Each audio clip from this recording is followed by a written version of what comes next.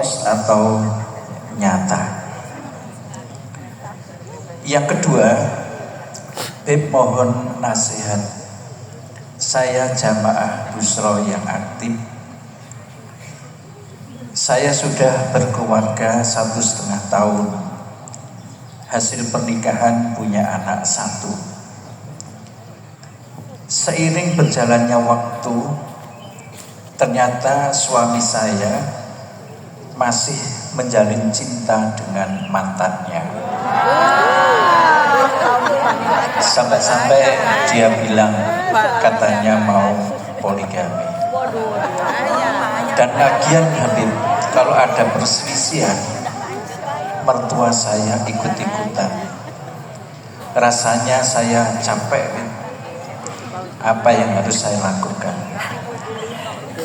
Rasanya sulit untuk mencari surga lewat suami saya. Mohon nasihatnya. Demikianlah Bapak Ibu yang berbahagia, pertanyaan dua ini mudah-mudahan menjadi pelajaran bagi kita sekalian. Sekian, terima kasih. Assalamualaikum warahmatullahi wabarakatuh. Waalaikumsalam warahmatullahi wabarakatuh. Dua pertanyaan yang mewakili insyaallah memang nggak keluar dari temanya, karena memang jadi orang baik itu nggak mudah gitu. Jadi sulit sekali. Di antaranya adalah orang tua kita itu, mereka itu sangat tahu, karena mereka itu banyak datang ke pengajian-pengajian ya, sehingga mereka itu kadang-kadang dengar dan banyak mendengar daripada para ulama.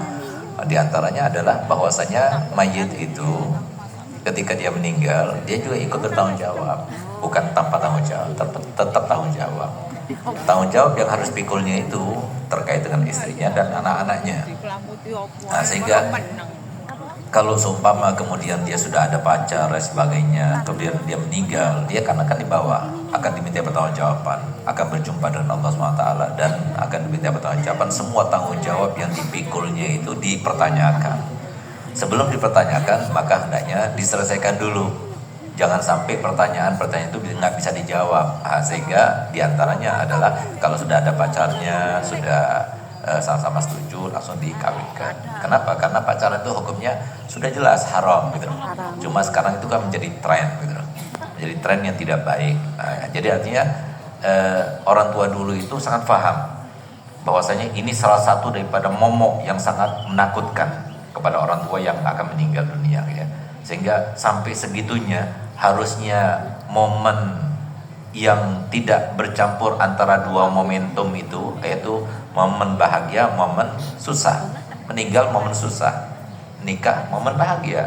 Tapi dua hal itu dijadikan satu dari saking takutnya dan mementingkannya si jenazah ini aman. Yang penting aman, selamat. Enggak apa-apa walaupun sedih dilaksanakan pernikahan itu di saat di depan jenazah, yang penting jenazah ini aman.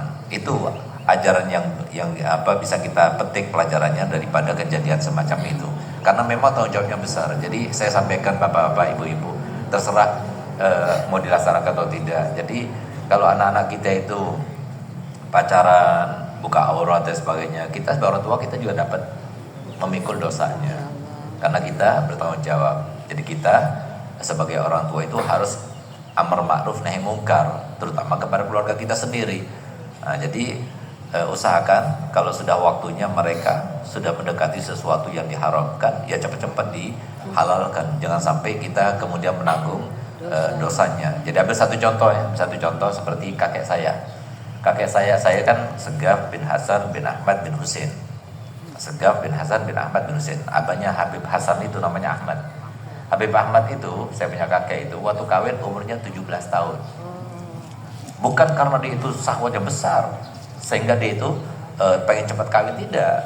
Karena orang tua dahulu itu, mereka menikahkan anaknya itu di masa-masa dini, karena takut sampai dia itu berbuat dosa.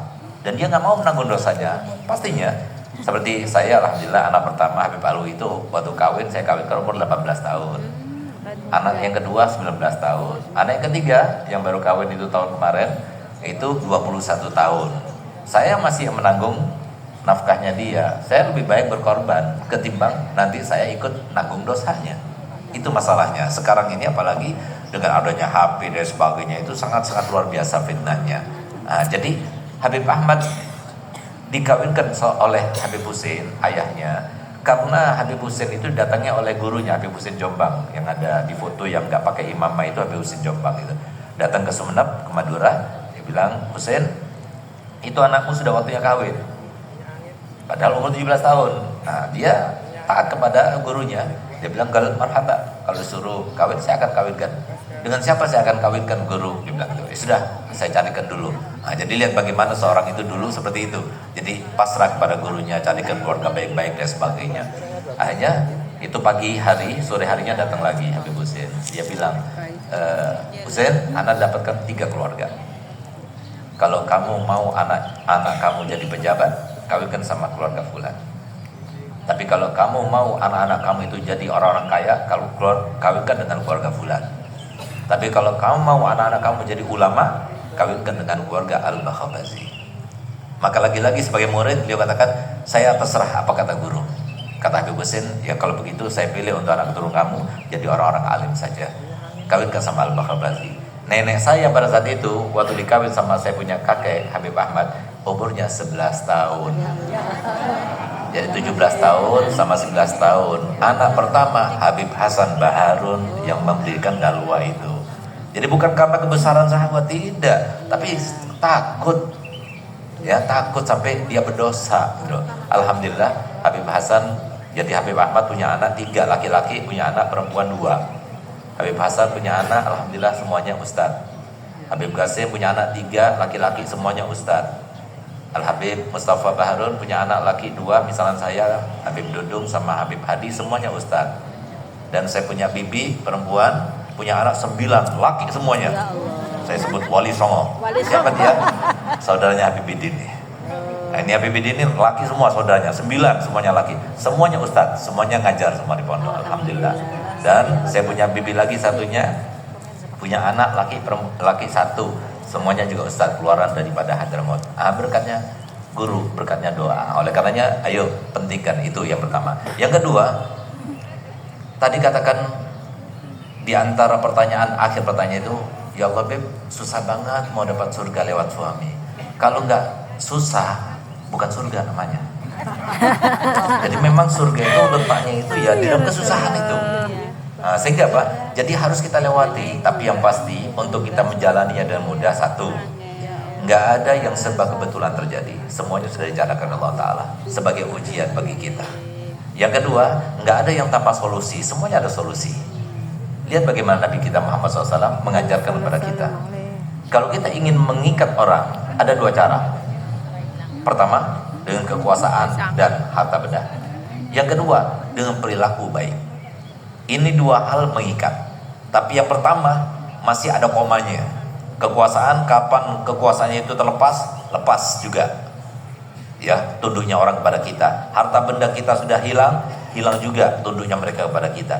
Tapi kalau perilaku ini tidak akan lepas. Sehingga itulah yang dimasukkan oleh Imam Ali karamallahu wajhah setiap kali bertemu dengan Sayyidatuna Fatimah Zahra, beliau katakan begini, wahai Fatimah, jangan engkau ikat aku dengan akhlakmu yang baik itu. Akhlak yang baik itu mengikat. Jadi orang kalau semua baik akhlaknya itu terikat. Saya punya ibu, alhamdulillah saya bersumpah demi Allah, saya bersumpah di sini, dan semoga dengan saya sebutkan ibu saya, dengan kita katakan bahwasanya masih ada kok wanita solihah, dan insyaallah sampai sekarang masih ada wanita yang solihah. Ibu saya demi Allah Bu, saudara saya perempuan semua muslimah, saya bersumpah, ibu saya itu kawin sama ayah saya 27 tahun, nggak pernah sekalipun kami anak-anaknya mendengar ibu saya itu berantem sama suami, nggak pernah. Meminta sekalipun nggak pernah, marah sekalipun nggak pernah, membantah apalagi nggak pernah, ngadu akan dirinya sendiri nggak pernah. Itu saya punya ibu. Sehingga Pak, jadi berkat akhlaknya yang baik itu, saya punya abah itu terikat sekali. Beliau selalu katakan, Abi ini kalau mau dakwah, modalnya cuma 1. Apa itu? Lihat senyumnya mamanya aja. Kalau sudah lihat senyum mamanya, udah semangat Abi gitu. Itu yang dikatakan oleh saya punya abah terkait dengan ibu saya. Jadi memang perempuan itu bagaimana caranya untuk mengikat suami itu dengan akhlak yang baik. Persoalan dia itu bagaimana, dia sendiri akan mengalaminya, dia sendiri akan yang memikirkannya. Jadi setiap laki-laki ini Bu, saya buka rahasianya ya, setiap laki-laki ini sangat tahu Bu. Jadi mereka itu nggak suka sebenarnya dengan beban. beban itu sangat merisaukan, itu beban.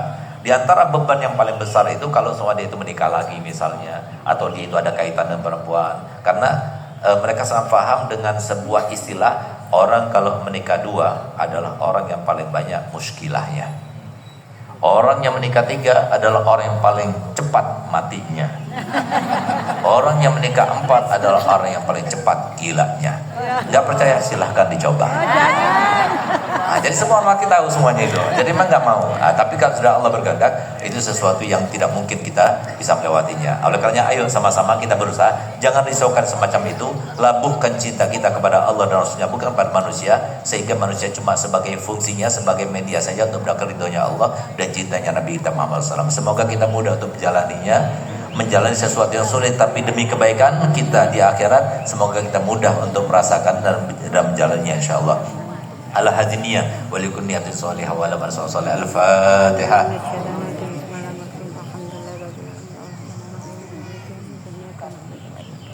Allahumma sholli wa sallim ala sayyidina Muhammadin sahibil busyara, salatan tubashiruna biha wa ahlana wa auladna wa jami'a masyaihina wa mu'al